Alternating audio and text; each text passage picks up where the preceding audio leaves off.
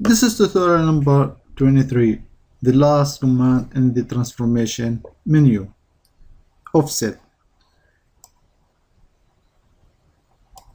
So let's go to the offset command from insert, operation, transformation, offset, or also you can activate it from right side, offset. So offset is making a second copy from the same profile or an offset.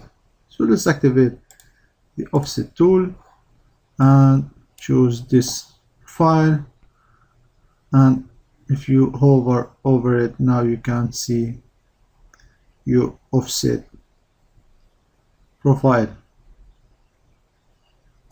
So now we are able to make an offset from the original sketch.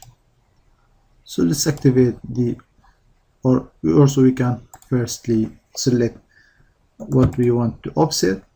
Let's select those three lines, offset, hover over, so you can see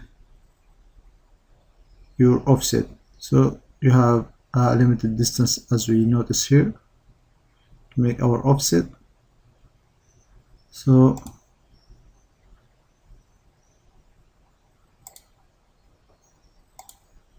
okay,